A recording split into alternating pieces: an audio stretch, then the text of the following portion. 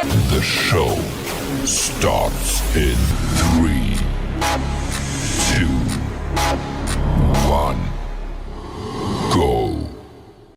Good morning, CaneSport. It's October the 14th, 2024. I'm Gary Ferman, the publisher of CaneSport.com, joined once again this morning by our managing editor, Matt Shodell, as we discuss the news of the day, presented today by Caneswear, your ultimate authority in University of Miami merchandise.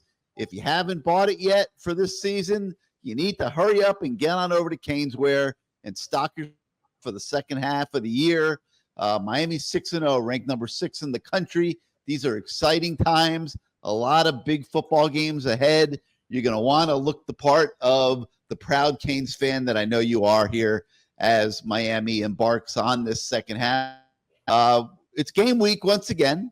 The off week is past us, and now Miami is ramping up for this weekend's road trip to Louisville. And what I think is going to be the game that really shapes the season. The way this ACC is going, you really can't afford to lose. And, a lot of these teams are surprises and doing well, and you don't know what the standings are going to look like at the end. So if you're Miami, all you can do is keep on winning. And we talked a lot last week, Matt, about, my thoughts on how this team needs to be pushing hard to get better and not resting on its laurels, not resting on its stats, not patting itself on the back because it had to come from behind, very by the hair of their chinny chin chin victories over Virginia Tech and Cal, but looking for ways that they can avoid those situations in the second half of the season and get better. And as an extension of our conversation on last week's show, I wrote about it a little bit over the weekend, and I was really encouraged that to hear that the players had a players-only meeting towards the end of last week to talk about everything that I've been saying and writing about. I'm not sitting here doing this. That's not what I'm doing. I'm saying that I think it's great because that means they recognize that they have not and are not playing their best football, and they are reaching higher, and they are understanding that they need to be better here. And it starts this Saturday against a Louisville team that's better than what it seems, by the way they have also played in the first half of the season. I think this is going to be a very competitive ball game on Saturday. Miami's a 3-point favorite, Matt. So to put it all together, your thoughts here as game week begins, ramping up to Louisville. Yeah, well, I heard the players-only meeting was to complain about you and your column. I didn't think it was about anything else. Listen, Louisville is not a great team, right? I mean, they're good. They're 4-2. They're the most talented on paper team Miami plays. But you know what? Miami's also the most talented team that they face all year, right? Miami's going to be favored in every single game this year. And when Louisville's your best remaining and probably your best opposition of the entire year, I'd argue this is the most talented team they're going to play. And I already started working on a position by position who has the edge analysis. And I don't think that Louisville has an edge at any position except linebacker, only because Francisco Mauigoa has been playing badly the last 2 games. And other than that, it would probably be an even or even a slight Miami edge. So Miami, as talented as Louisville might be, or we want to try to sell Louisville on being this talented or whatever, Miami out-talents them across the board. Like it's a game Miami should on paper win. It's why they're favored. They probably should be favored by even more, except, odds makers are concerned about Miami's history, about Miami's last 2 games. Why aren't they as good as they probably should be, right? Because they're first in the nation in total offense, first in the nation in scoring offense, first in the nation in passing offense, first in the nation in third down conversion offense. They're top 30 in total defense, right? Where the disconnect comes in, because when you see that, you're thinking Alabama. Well, Alabama's not so good anymore. You're thinking Texas level, whatever. Name a top 5 team that's ahead of Miami right now, and they're not that, right? So now the question becomes, well, why aren't they that? Why aren't they considered that? And the reason is you watch their games and you turn on the tape, and Gary wants to pretend it's a personnel issue, and let's give more reps to this guy. Let's do this on the other side. There's the team is what it is. You can't change the scheme in a bye week. You're not going to go to a 4-3 from a 4-2-5. On offense, you're not going to start running the ball 60% of the time and passing it 40% of the time. Like, that's not who they are. That's not how they got to be 6-0. They're going to keep doing what they're doing, and it's been successful to an extent on offense. Defense has failed the last 2 games. There's no argument about that whatsoever. They've gone from a top 20 rushing defense to the 44th rushing defense, for instance, in the country, right? So there are some problems that they're having, right? Virginia Tech over 200 rushing yards.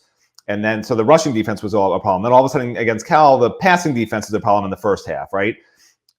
So there are personnel problems that you can't fix. There's no, hey, let's bring in this guy for a tryout who's been sitting, there's no Kareem Hunt sitting there coming in to take over for anybody. And you could say, oh, Jalen Rivers will come back and, that'll change this or change that. But at the end of the day, we are what we are. We're not a perfect team. But guess what? We're not playing any other perfect teams. We're not playing Texas. We're not playing any of these undefeated teams. There's no reason that Miami shouldn't run the table. And that's why this Louisville game is the only game that matters, because it's the best team they're going to play the rest of the year. Georgia Tech and maybe Syracuse are the next 2 best they play, maybe. And like, you win this game on the road at Louisville, off a bye when they're 1-7 in their last 8 byes. Like, that's it to me. They're gonna run the table after that. This game will determine to me everything about this team and what this team's about. And a team meeting, like, whatever. They should have had a team meeting after the freaking Virginia Tech game. They should have had a team meeting after before the Cal game.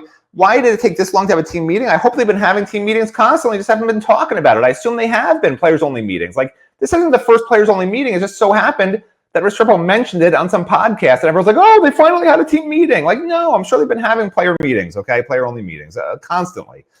They have not played well for the better part of 3 weeks, including the bye now, because they played terribly during the bye week. I don't think they made a single first down during the bye week. But no, so anyway, if they lose this game, in my opinion, they will drop behind Pittsburgh in the rankings, okay? Pittsburgh is undefeated, and they have a bye week this weekend. I don't see how you keep Miami ahead of Pitt at that point if they lose. Pitt's ranked 20th. It sounds crazy to go from 5th to 21st or wherever they're going to end up being, because Pitt might move up during the bye.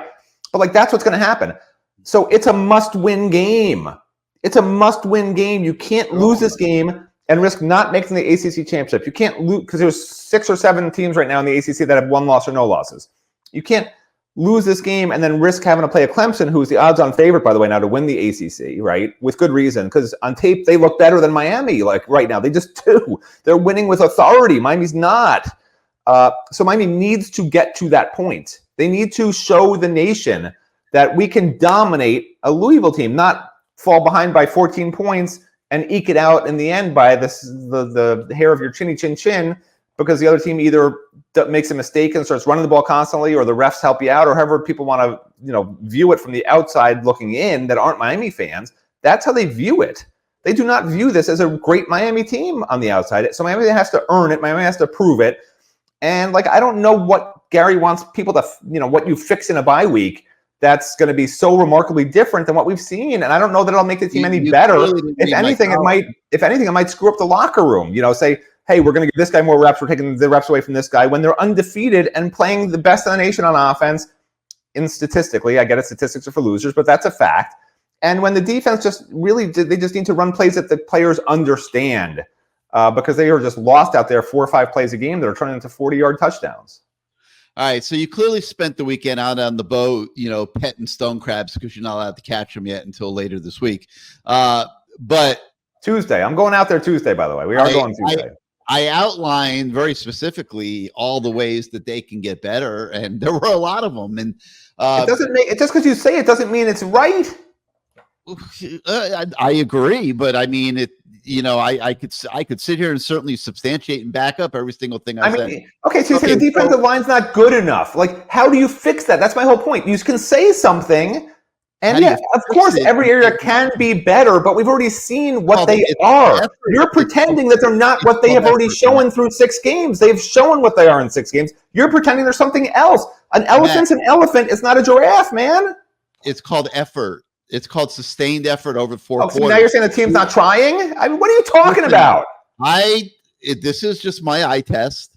I have seen a disparity between what we watched in Gainesville, which was off the charts, very good, sustained effort for the whole game, and what we've seen the last few weeks. And I know guys get a little nicked up and things like that, but Nick Saban is the absolute expert on this subject, and I love that he's on game day now because we get to hear his wisdom on a weekly basis. And he made a statement the other day that really resonated with me. There's nothing that you have done in the past that is going to impact what you do in the future. And I've always been a big proponent. Every game stands on its own 2 feet. And I had no problem when I sat down to write my column about how I feel this team can get better and reach the goals that it's looking to reach. I had zero problem at all coming up with many examples of how it can do that. And I think that is the benefit of the players only meeting. Kind of like a circle of the wagons, like, hey, let's get ourselves refocused. We have not played our best the last few weeks. And, you were just going on, and you were substantiating what I've been saying while wanting to disagree with me. And it just doesn't wash. You're all over the place. You're agreeing that they have to play better. You're just not agreeing that there has to be that there's a methodology towards that goal. And I believe there is. And, again, people are going to think I'm crazy. Okay. But when I look at the one thing that can derail this season very quickly, it's the greatest, what we perceive as the greatest strength. And that is Cam Ward. Okay. He has been great when he has been great.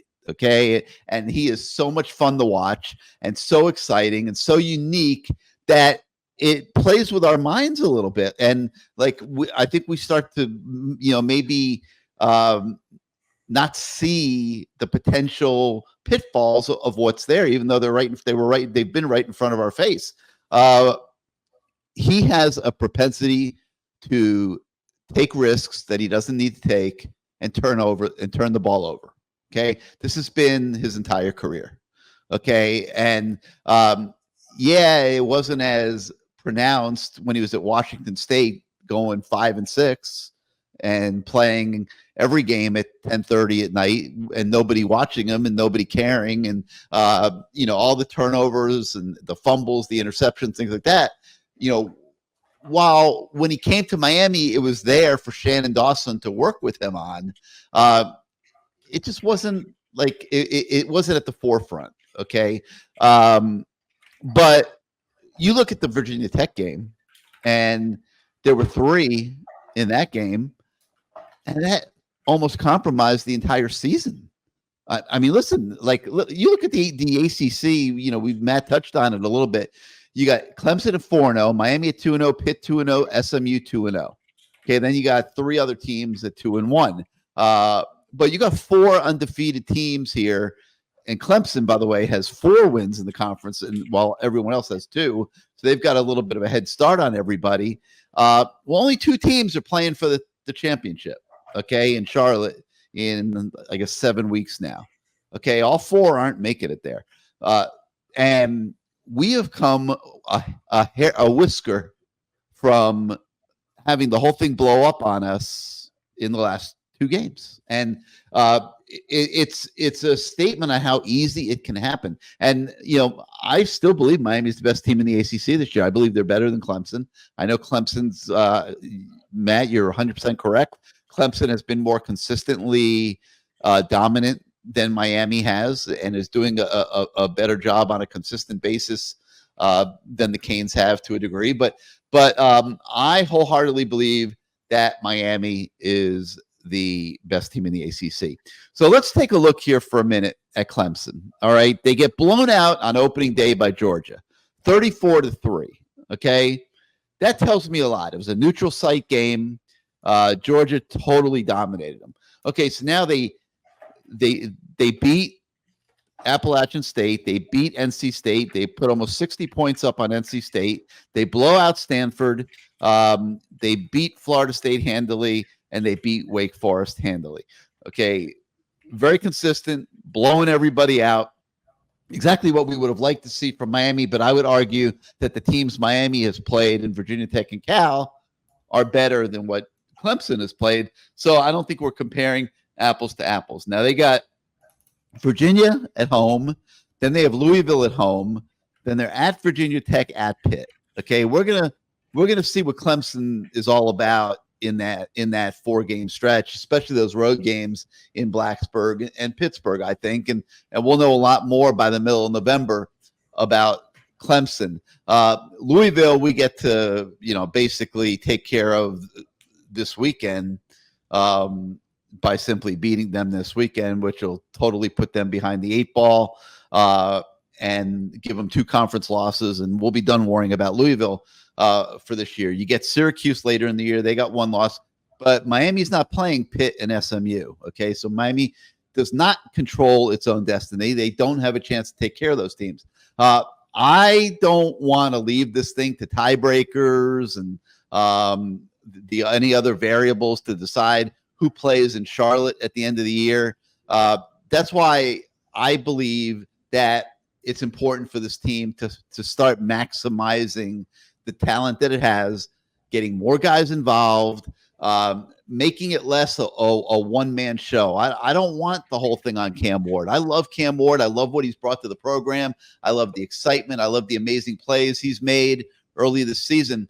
But I don't want the whole thing on his shoulders. I really don't, because he turns the ball over too much. And I want to see him win the Heisman. I don't want to see this season get derailed by turnovers. And that's why, Matt, when I outline, and I'll just focus on offense right now, when I outline the whole list of things in my story that they can do offensively to get better, from including more of the running backs, finding more ways to use those guys. Obviously, the offensive line stepping up with the return of Jalen Rivers and becoming a more physically dominant unit. The great tight end group, even though they're back in the offense, Aurelio just has 14 catches in 6 games. Okay, that's what, not even 2.5 catches a game. That guy is an absolute physical freak. There's so much more that he can offer. I want to see more of these guys impacting victory, impacting the result. I think that will make the offense better. I think being able to run the ball more will make the offense better, because it won't be forcing Cam Ward to be Superman. So I don't want to ramble. I want to give you a chance to comment on all that. But that's where I'm coming from on this thing, understanding that there is no margin of error here. They need to be able to take care of business each week. And the way to do that is to get away from these win some, lose some hairline victories where one play is determining the outcome of the games. Yeah, I think the knee-jerk panic reaction is, hey, we barely won. We probably lost those 2 games in reality, and we have to change everything. Here's what I'm trying to say, okay? And by the way, I don't think I said Clemson's better than Miami. What I was trying to say is that Clemson is the odds-on favorite to win the ACC, not Miami anymore. Well, they've been more thorough in their victories. So you said that that there's no methodology to what I said, to Miami playing better. If you listen to what I actually said, I said I said the offense is fine. I said on defense, they need to run plays that these guys understand, which is actually what you wrote in your column on defense. Okay, and you said that Miami's the best team in the ACC. So obviously, it's not a talent issue. I don't know why you want to change personnel at running back. For instance, Louisville, right? Louisville was doing what Miami was doing. They were running 4 different running backs through their first 5 games, relatively equal carries, and then one guy was just happening to run better than everyone else. And so now he's their ball carrier. He ran 20 times for 146 yards and 2 touchdowns, Isaac Brown, in this last game, because he was the best guy with the ball in his hands. Don Chaney's not carrying the ball anymore. The other 2 guys that were getting 5, 10 carries a game aren't carrying the ball anymore. So you write in your column, you want 4 guys to get touches because they're all so great. Take the best guy and give him the ball. Like, I don't understand. And if you want a third down back like Damian Martinez, who's not the best guy with the ball in his hands as of now, that's fine, because he's the best pass catching back, along probably with Chris Johnson, but Chris Johnson's not a great pass protector. He's just a little small. At quarterback, obviously, you want Cam Ward to make fewer mistakes, as long as that's not preventing him from being aggressive and making the plays he makes. And of course, I'm going to agree with you on that. Elijah Lofton, a tight end, I already had brought that up last week. Of course, Elijah Lofton is, to me, the wild card who needs to play more. He looks so good. I don't think Riley Williams needs to take reps away from Elijah Lofton. And he should get more touches. Elijah Lofton. At receiver, I'm going through your column. And Arroyo needs more touches. Arroyo's the second leading receiver on the team, but whatever. So you start talking about the receivers, the wide receivers, and how it can't just be Xavier Restrepo. I'm talking about your column. The four main receivers, they're all within 5 to 10 targets of each other over these 6 games. Like it's not like last year where 60-70% of the balls were going to Restrepo. Like it's already even. It's just the other guys aren't producing the same way Restrepo is. So to say throw more balls to the other guys makes no sense. That's my point on that. The defense you mentioned, the defensive lines have been nowhere as dominant, but you have no solution to that. I just think they are what they are. They're really good, in my opinion. You might think they're not. I think they're really good, and I think they're playing to their capability. They have a ton of quarterback pressures. They don't have the sacks, but they've been playing mobile quarterbacks the last couple of games, and before that, they were getting tons of sacks. At linebacker, I agree with you. Maui Noah is not playing up to his level the last 2 games, but since the Saints have been playing really well. They need to get better with Maui Noah returning to form. I don't know that there's a solution to that other than him having to do it, right? It's like a hitter's in a slump. What's the solution? The hitter's got to figure it out. Maui Noah has to figure it out. I don't know if he's been banged up. Maybe the rest will help him. I don't know if he's not understanding something, which makes no sense because he's a veteran who already ran the defense last year. Something's not right there. I don't know if it's the voice in his head because he's wearing the headset and it's like messing him up. They got to figure out why this guy's not playing well. The last 2 weeks he's been bad. For him. He's been bad for him. And then at DB, we both agree it's not good enough and they have to simplify this game. 100% agree with that. So, I mean, that's just going through your column. Those are my thoughts on it. Like, you're not totally off base, but the knee-jerk panic reaction of change the offense, give the other running backs more carries equally, give the other receivers more catches equally.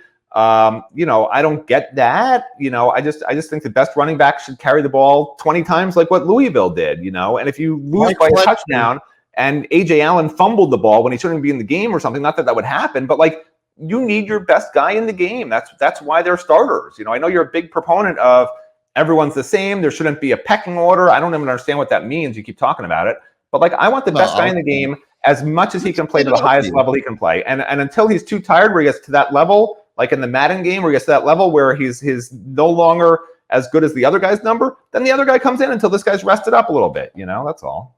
Okay, I don't think Mark Fletcher's made it through a football season since he's 5 years old. Okay, so you're going to not play guys because they might get injured? Like, what is that? That's ridiculous. No, I love the way they're managing him through the season, which I think is great. You got to win the Louisville game, Gary. What are you talking? This season's over if you don't win the Louisville game. We just talked about this. How do you bench the guy because he might get hurt later in the year? Are you out of your damn mind?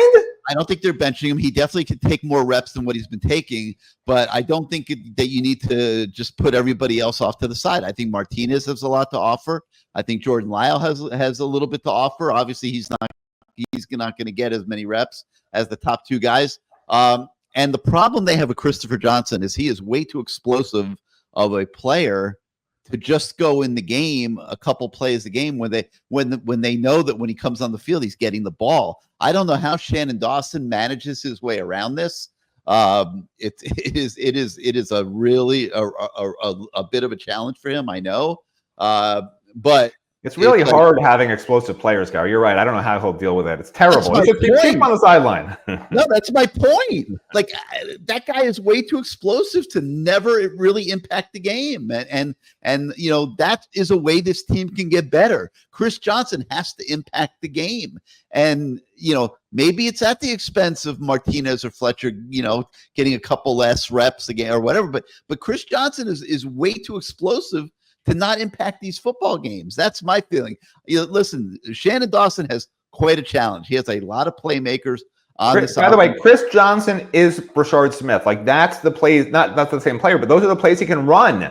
It's the same thing. Better. End arounds and little toss sweeps. And that's that. It's not like it wasn't already in the offense last year. It was. And Rashard Smith did quite well with it. So don't say like he doesn't know how to use a guy. I mean, he uses him fine, and it could be a misdirection to him.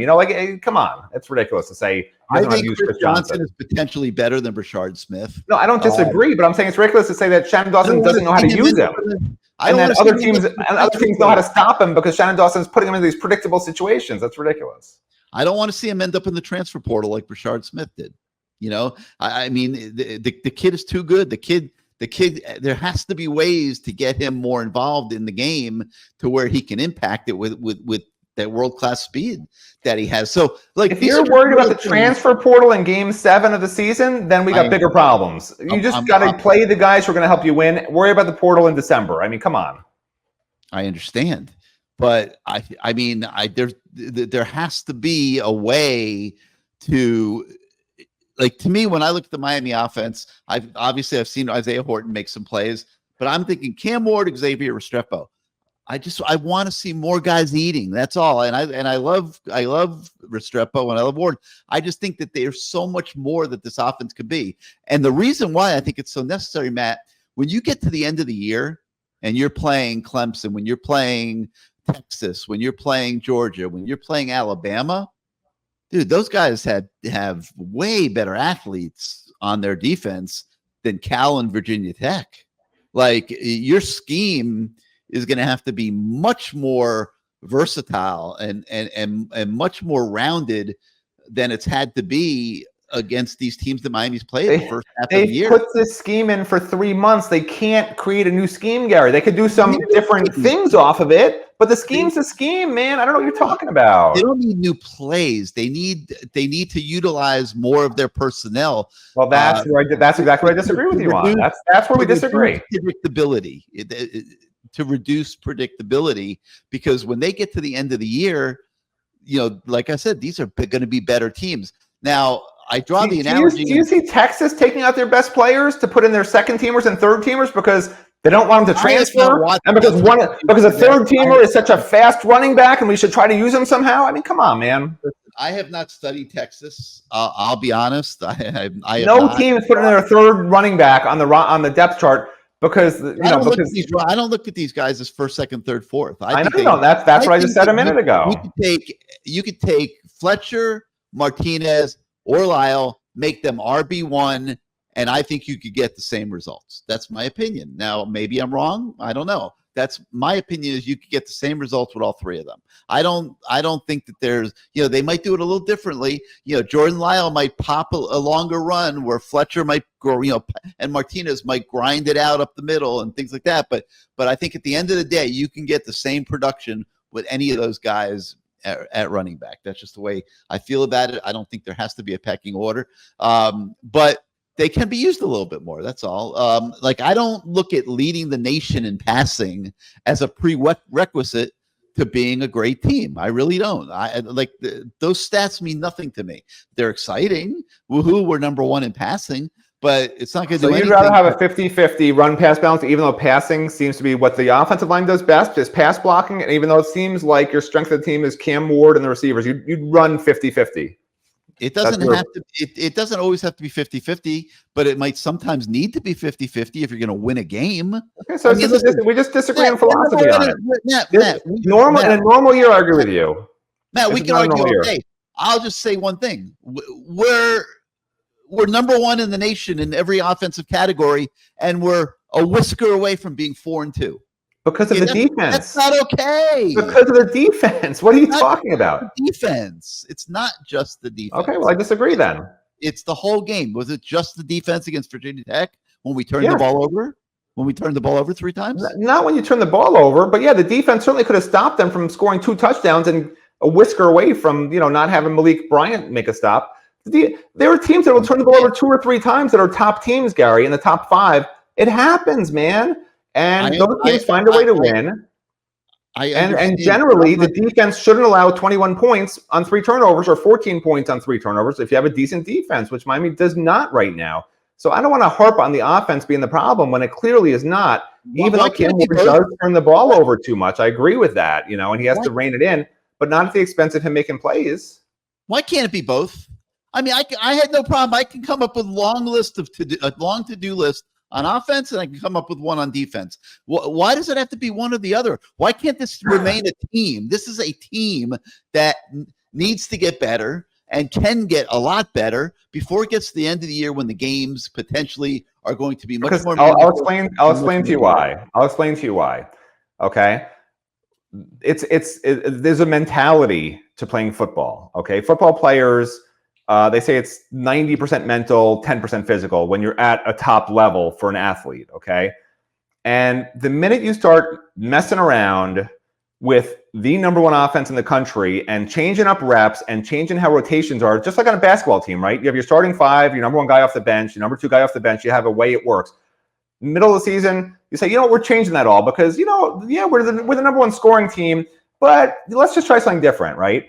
It messes with guys mentally. And I understand that you might think, just from the outside looking in, that like guys just go about their job no matter what and will perform the same no matter what in those circumstances. But that's not true in real life because these guys are people with brains that react differently.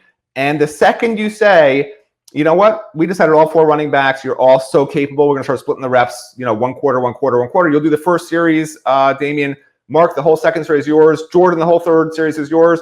4 series of the game, AJ is yours. And then we're just going to keep rotating it like that. That will not work up here for any of those 4 guys, is my personal opinion. And it's the same thing, if you're going to use, take Riley Williams off the field and use Elijah Lofton, which I think they should do, for you to tell me Riley Williams won't go in the tank, it's natural to be upset. He's not going to be happy, okay? And when you're upset, you tend to focus on things away from the game of football that don't help you perform better on the football field. So at the end of the day, you got to pick the best guy, and he's the guy who plays because he mentally will be the strongest at that point also, right? You got to think about the mentality of these guys. You tell them you're the guy, you get the job done, and they do it. You tell the guy, we sort of believe in you, but we also think these other 3 guys are just as good as you, or we think this other guy's better than you, or we think this other guy's just as good as you, we're going to split your reps. They go in the tank. That's not at Miami. That's everywhere. That's just mental, which is why I'm a big fan of not saying everyone's the same. We got a huge depth chart, and we'll just rotate guys. I get it on defensive line, especially offensive players, not as much, because on defensive line, you need rest. And those guys know that. They don't want to play 70 reps a game, and they know they shouldn't. They should play 50 reps a game, no matter how many reps there are, 50 to 55 reps a game to be at their highest level. They understand that, but they also understand I'm the starter. I'm the best player at defensive end. And if you say to that guy, you know what, we're going to play the guy who, even though he's not as good as you, and we know he's not as good as you, he's good enough. We're going to just start splitting reps with you two. That starter goes in the tank. You can't do stuff like that. In my opinion, that's where we disagree. I think you play the best players as long as they can go, and then the backups come in when they need a break. That's just how I do it. Yeah, I don't want the guys in the tank. I want them involved in the game. That's what I'm trying to tell you. So let me ask you a question. So you think we agree on the defense, okay? The defense can get a lot better. No argument. In the back end, I think the defensive line's been fine. Linebacker, if Francisco plays like he did last year, he'll be fine. Tyler Barron has 4.5 sacks. He's leading the team, right? See, this is your problem. You only go by stats. You say stats are for losers, and you shoot stats at me. My point is, he didn't have a sack in the. He has more quarterback pressures than the All-American at Louisville. He has more quarterback pressures than the All-American at Louisville defensive end. Okay, games that mattered the most. Not against Virginia Tech and Cal. Yeah, against Virginia Tech. I'll call him up again. I read him to the other day. He had no sacks in either game. You keep saying sacks. So my point if he has 1 sack and 2 quarterback pressures, to you, that's a good game. I don't understand what planet you watch football on. I think he's got a lot more to give. I really do. I feel like I've watched a disparity in the effort that he's bringing to the game the last 2 games compared to the beginning of the season. Maybe I'm out of my mind. Tyler Barron had more quarterback hurries against Virginia Tech than he did in any other game this season. Just 5. no sacks. And no I'm looking sacks. up right now. Okay, how many do you have in the Gator game? He had 3 pressures and 1 quarterback hurry. Florida A&M, 5 pressures, 2 quarterback hurries. Ball State, 3 pressures, 2 quarterback hurries. What was his sack breakdown? What game? What he has 4.5. Well, according to PFF, which I don't know if they do the sacks correctly, they have him with 5. 1 against Florida, 3 against Florida A&M, 1 against Ball State.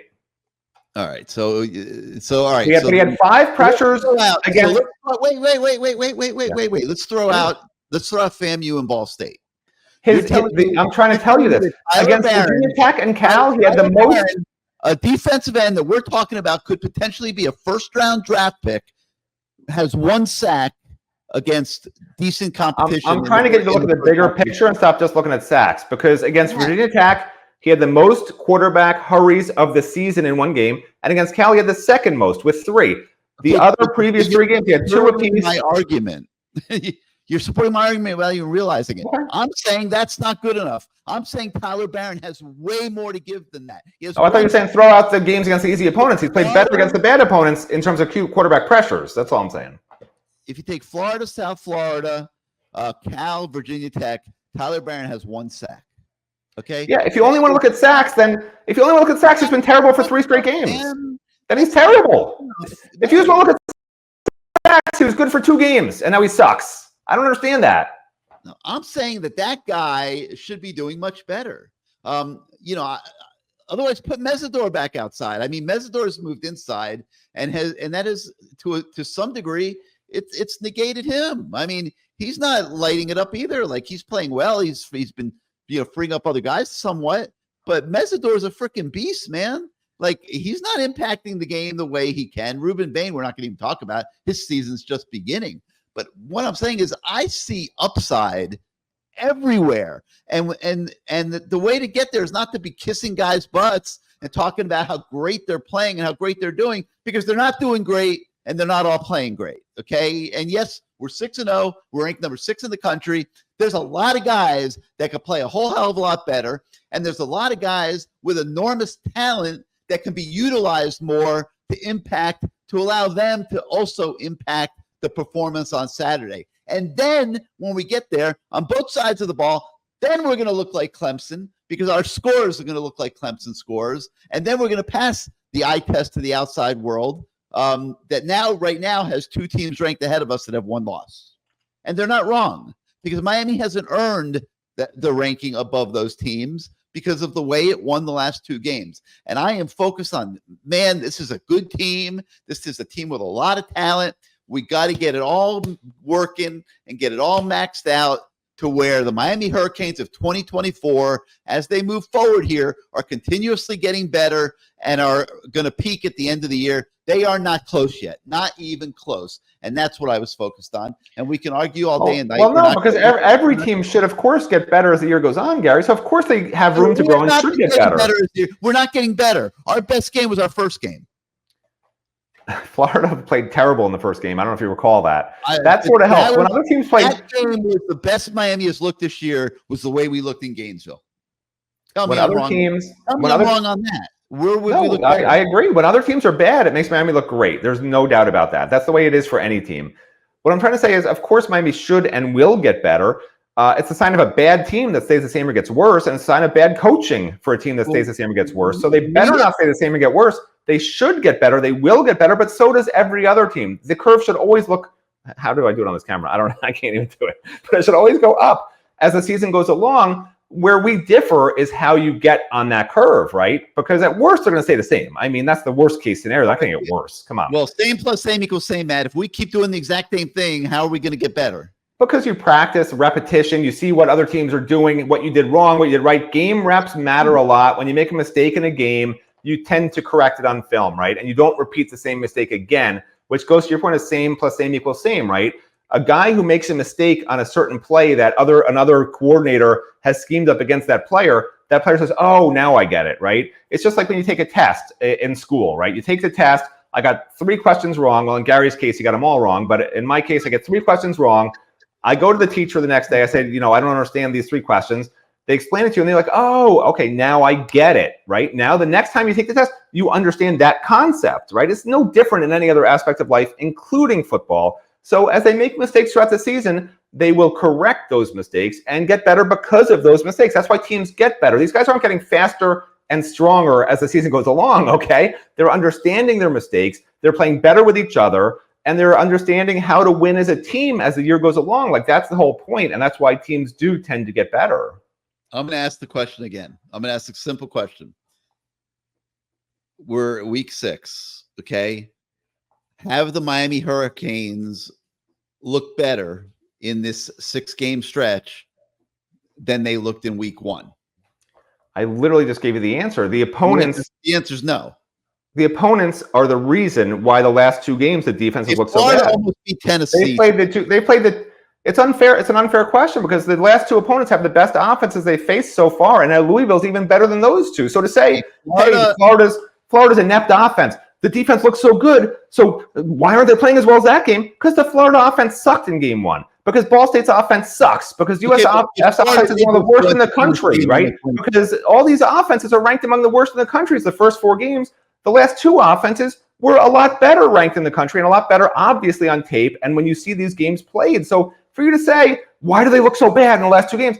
It's because the defense failed against better offenses, and they need to fix those problems. And hopefully they will have by this weekend, or it's going to be ugly, okay?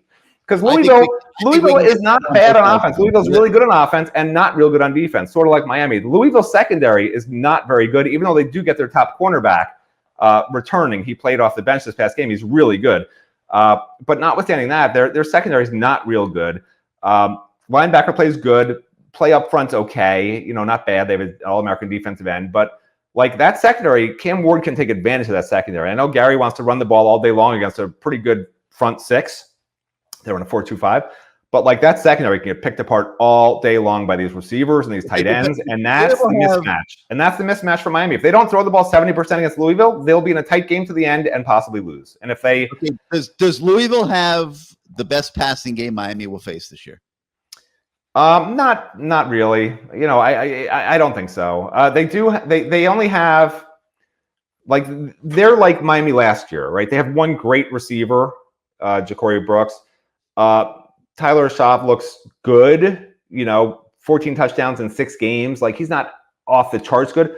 I would argue the Syracuse offense is really good. I think Wake Forest, even though they're a terrible team, their offense is not bad. The Georgia Tech offense will cause Miami some problems because they can actually run, pass, and have a quarterback that can run. So I'd say those 3 are pretty similar. What concerns me about Louisville is I would say they have the most accurate passing quarterback, maybe with Syracuse. Those are the 2 teams where play caller that they're going to face the second half. Oh yeah, no, this is the best play caller. Yeah, in terms of scheme, this is the best offensive scheme, and a guy who's going to just draw stuff up that's ridiculous that'll expose Miami for sure is this week. Yeah. But in terms of the actual offensive players. There's a couple other teams I think are right up there with Louisville. And doesn't that match up against Miami's weakness? Well, they're going to try to do that. Yeah. Okay.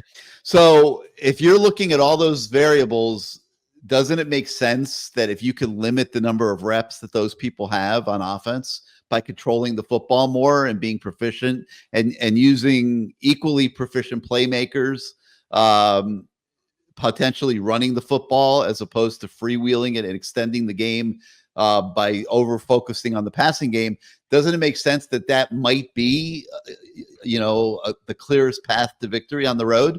I don't know. We'll see how the game. So your argument is scoring. Your argument is scoring fast is bad. That's your argument.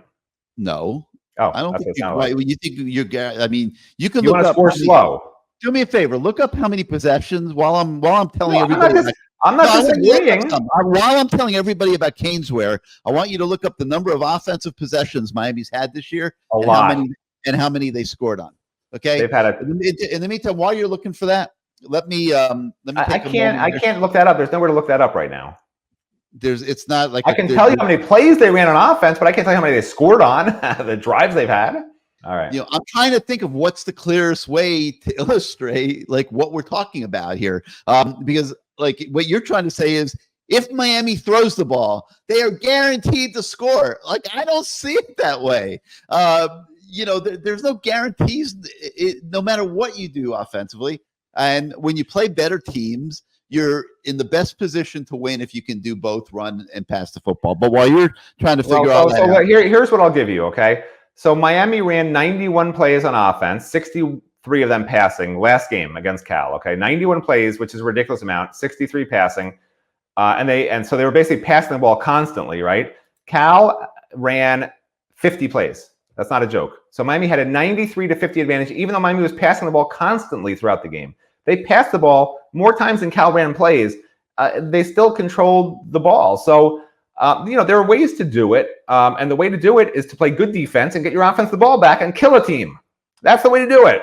Because the truth is, if your mismatch against a particular team is throwing the ball down the field to say, well, we don't want their offense to have the ball, so let's just not play to the strength that we have mismatch-wise, I think is a mistake. And I understand where you're coming from because you're right. It sounds correct to say, let's keep their offense off the field because their offense is really good. But if you feel like your defense is good enough, and I feel like Miami does need to play a lot of 2 safety looks and do a lot of more conservative things, which they know how to do and they've done it, but I just think they need to in this game.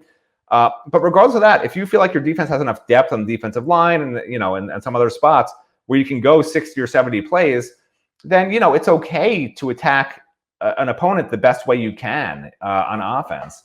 So, it is a slippery slope, because I don't disagree with you. I think the wide open offenses that would run 80 plays and have their defense go against 80 plays a game, they tend not to win championships. We've talked about this. But there's got to be a happy medium somewhere in there too. Ohio State played a game the other night. They threw the ball 35 times. Well, they were pretty balanced. They were pretty close to 50-50, but Will Howard threw for 326 yards. They lost. They had 141 yards rushing, and they still lost. I mean, what's that got to do with Miami? Miami's a different type of team. Yeah, I don't know what the perfect answer is. I just I think that when the competition gets tough, you have to be unpredictable, and you got to be able to do both, because teams, when they have better athletes, are going to have the capability of taking things away from you. And I think we saw Miami start working towards that in the first half at Cal. They were running the ball. And by the way, Ohio State ran 69 plays against Oregon. Oregon ran 68 plays. So, I mean, the passing, the running, whatever you want to put it as, but Oregon had 39 passes, 29 rushes. So they had a 4-to-3. They had a 4-to-3 ratio passing to running. They had just as many plays as Ohio State in that game. So, but I think both teams had balance, and it reduces the number of plays you'd have to defend typically. 70 plays, is up there. Yeah, but it's not 80, it's not 90. And remember, Miami huddles. Miami takes time off the clock, so it's not like they're going this hurry up, fast-paced, wide-open offense, which is sort of what I was talking about a minute ago. They do eat the clock, Miami, just by huddling so often, regardless of what style of offense they're playing. Like, I don't see it as a problem, them throwing the ball 60-70% of the time. I just don't. Well, we started to see them transition more towards 50-50 in the first half against Cal, and they were running the ball effectively. And when you fall behind the way they did, obviously the game plan went out the window. But we did see a clear effort to try to do some of the things that I'm talking about. And Miami, just so you know, take a guess what they're ranked in the nation in time of possession right now, throwing the ball 60+% of the time. Just take a guess what they're ranked in time of possession. No idea. 4th. So they're doing fine. I mean, they're not letting the other team have the ball. It's the way they're doing now. That's a little skewed though when you give up 50-yard pass plays and the other team's scoring very quickly. But it's still like it. Listen, Miami's done great on offense. There's no argument. They've done as well as you could do on offense, and they still have almost lost the last 2 games. I think they have to be open-minded and look to be a little bit different the second half of the year. We'll see what happens. Okay. I think they will try to do that. I really do. I don't believe that, I think Mario knows this, it's in his fabric. And Alabama teams were always able to do both. And I think he knows that you have to be able to do both. And like I said, I saw them working towards that against Cal until everything went off the skids. And I would expect at Louisville for them to get back to that and try to see if they can establish that type of offense, even if it means that the stats at the end of the game are not as flashy as they've been in some of the games this year. It's all about preparing to play your best football at the end of the year, preparing to play better competition. All right, let me take a moment here and talk a little bit about CaneSport. And we've been telling you all year, CaneSport is undoubtedly the top destination for Miami Hurricanes merchandise now. Let me give you a quick look. Welcome to CaneSport.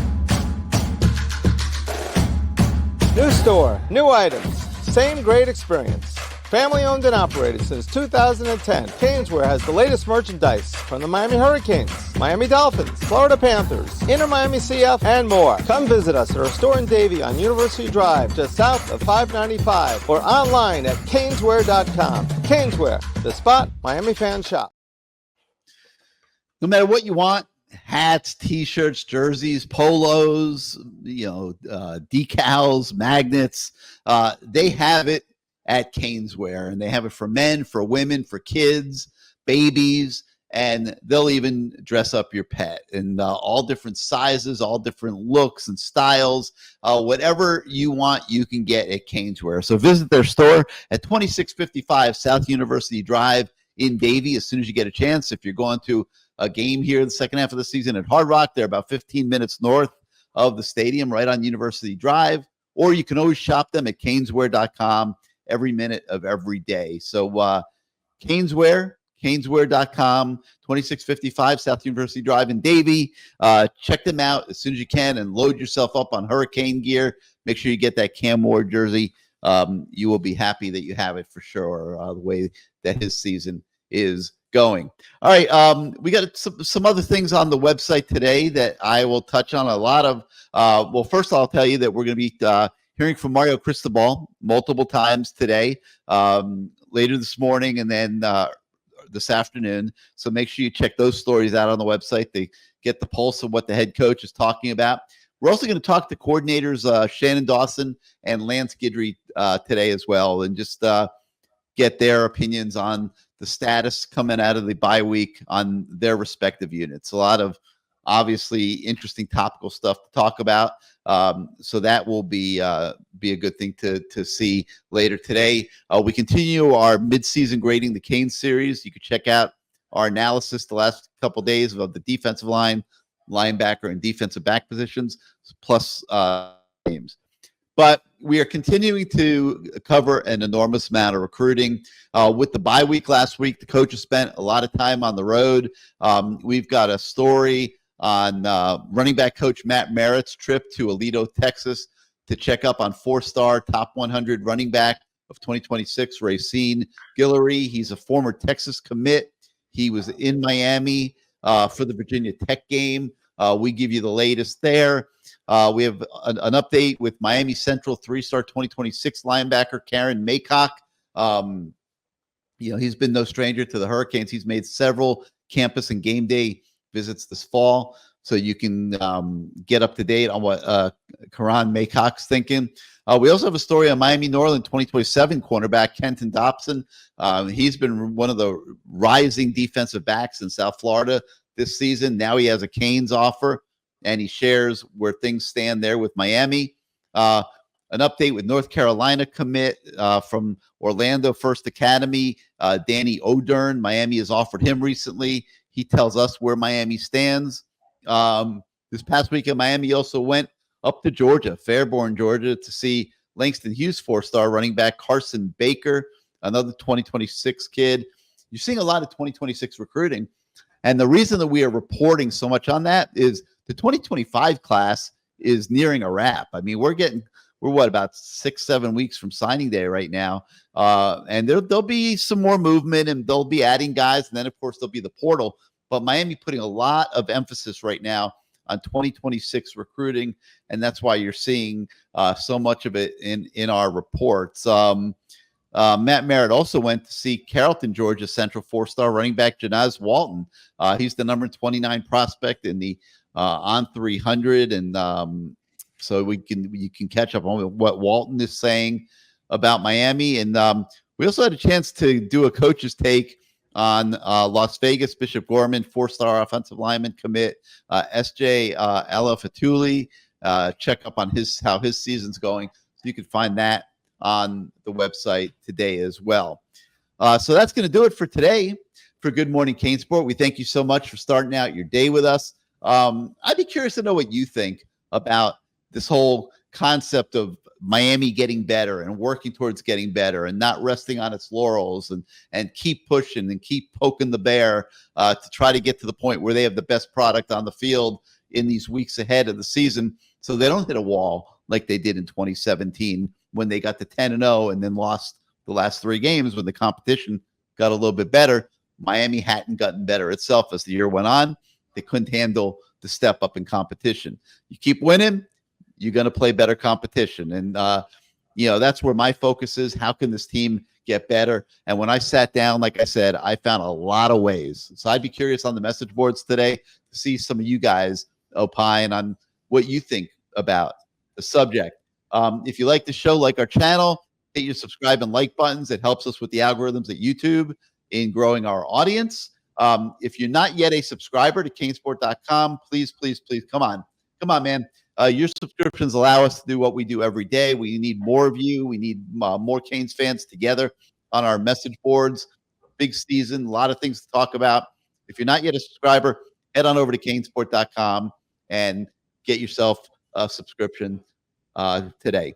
And remember, keep an eye on the website as the day goes forward. There's going to be a lot of breaking news here with with Mario talking and the coordinators talking as well. So for Matt Shodell, I'm Gary Ferman. Thank you once again for joining us, everybody. We will see you next time.